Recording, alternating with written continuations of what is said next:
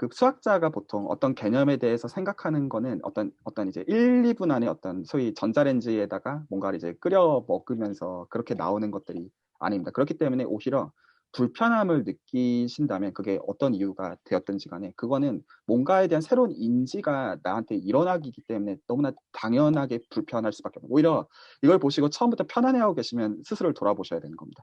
사실 아무것도 이해를 못하고 있기 때문에 편안할 가능성이 높다라는 거예요. 그래서 그 어떤 것들을 많이 좀 느끼시면 좋겠냐면 그래서 사실 저도 좀 그렇게 하려고 하는데 어떤 맞는 설명보다 그러니까 불편함을 좀 끌어내는 그리고 그 불편함에 대해서 답을 별로 해드리고 싶잖아요. 왜냐하면 구글에 보면 다 나옵니다.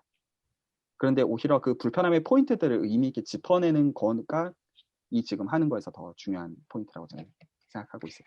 자, 그래서 계속 얘기를 좀 해보겠습니다. 그래서 지금 어디까지 얘기했냐면 자연수랑 정수의 1대1 대응관계가 성립하고 놀랍게도 그리고 정수랑 유리수 간의 1대1 대응관계가 성립하고 그리고 제가 비록 이렇게 말씀을 드렸지만 이게 듣고 아 그렇구나로서 이해가 되는 거는 불가능할 거라고 솔직히 생각합니다. 그렇게 수학이 녹록하지가 않으니까. 그런데 그것들은 개개인이 고민하시면서 불편해하시고 채우시고 그리고 필요하시면 어떤 이제 슬랙 등을 포함해서 디스커션들을 이제 해 주시면 좋을 것 같아요. 그리고 향후의 얘기들은 훨씬 더 당연하지만 이제 어드밴스드한 얘기들을 다룰 거다 보니까 그 몫은 이제 개개인의 몫으로 남기겠습니다.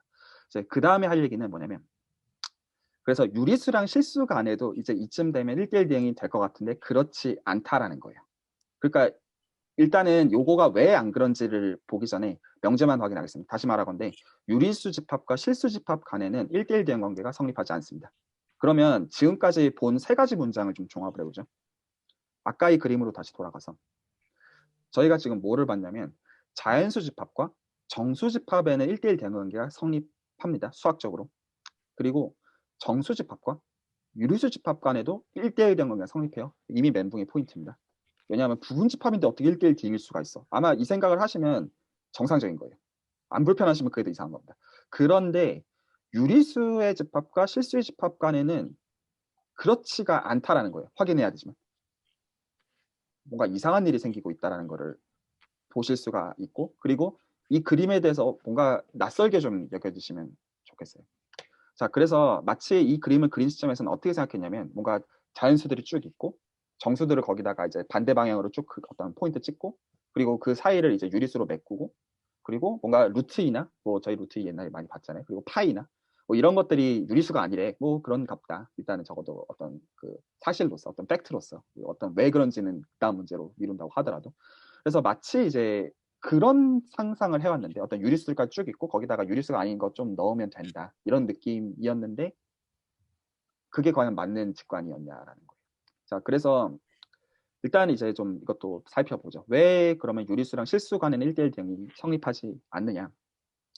자, 그러면 뭐를 하면 될 거냐면 지금 저희가 유리수랑 자연수 사이에서 1대1 대응을 얘기한 거랑 같은 논리예요. 그러니까 저희가 유리수가 왜 자연수랑 1대1, 어떤 정수랑 1대1 대응이 된다고 했냐면 결국에는 세 나갈 수가 있으니까 1, 2, 3, 4, 5, 6 이런 식으로 카운팅을 할 수가 있으니까 그 논리에서 실수는 카운팅을 할 수 없음을 확인하려고 합니다.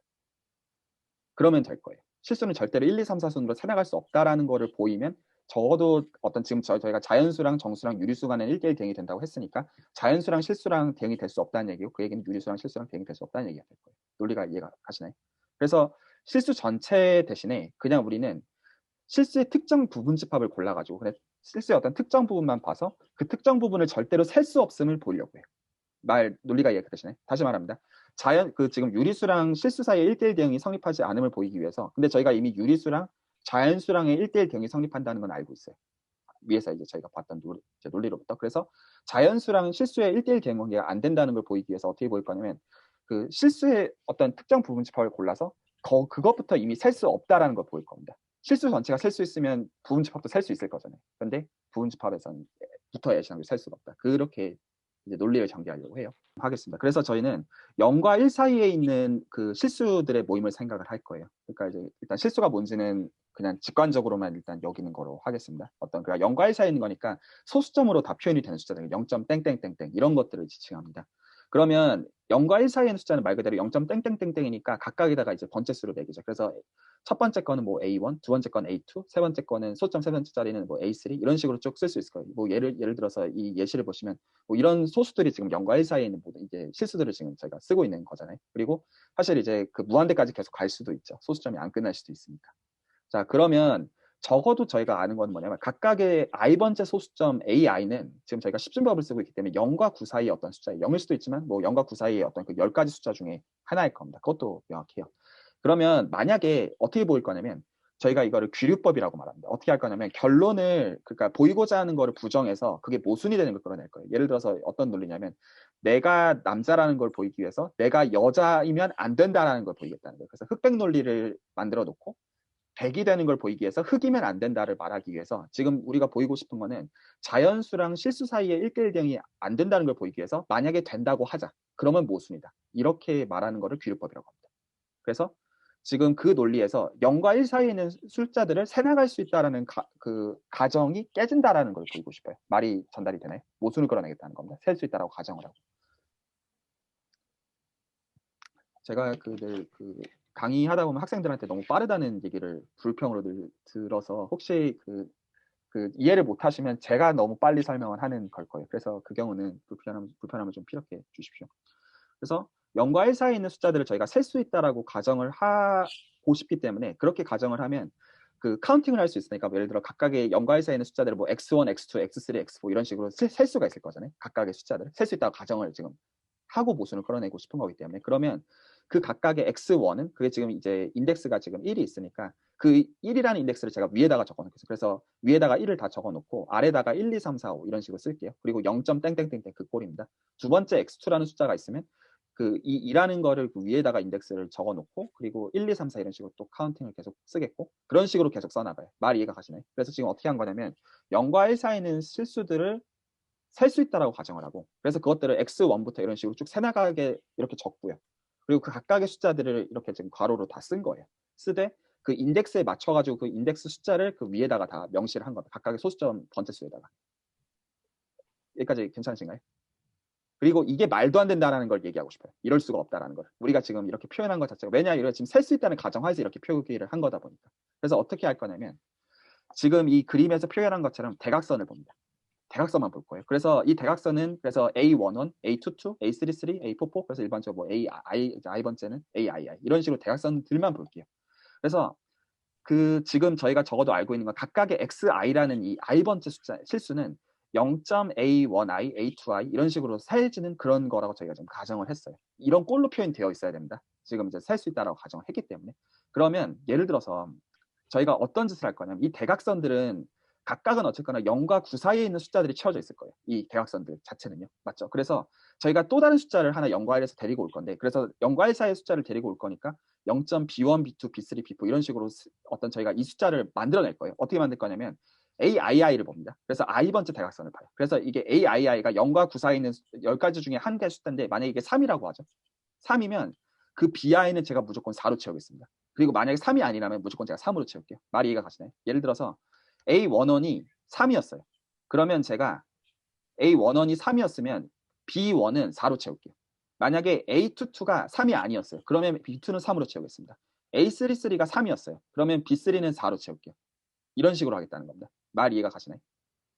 그래서 대각선 성분이랑 말 이해가 안 가시나요? 지금 어떤 분이 바로 고개를 이러셔가지고 다시 한번 얘기를 좀 해볼게요. 지금 이제 좀 천천히 해주면 좋겠어요. 네네네 죄송합니다.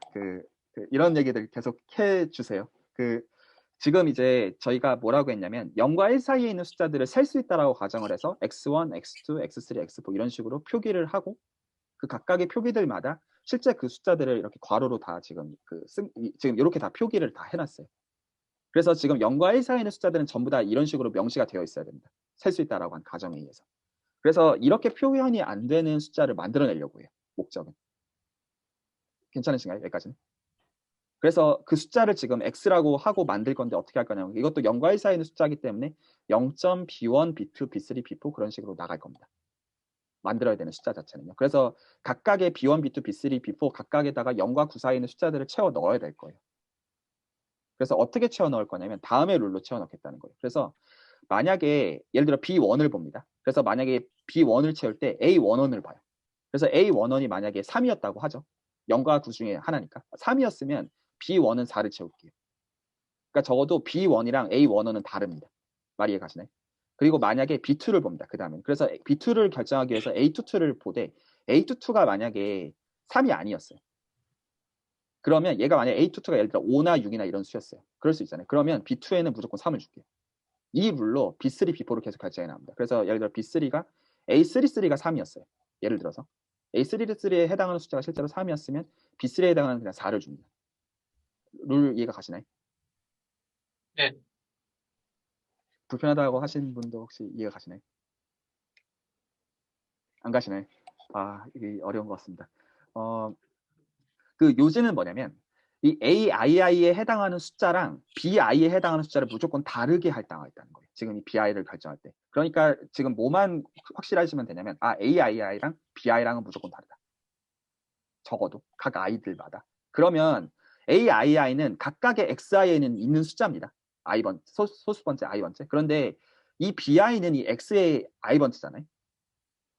그런데 BI는 AII랑 어떻습니까? 무조건 다르죠. 그러면 이 X는 이 XI 꼴로 표현이 되는 게 가능한가요? 불가능한가요? 절대로 불가능하죠. 왜냐하면 이 X가 이 X1부터 쭉 나열이 되어 있는 것 중에 하나였다면 AII 번째랑 BI가 같아야만 돼요.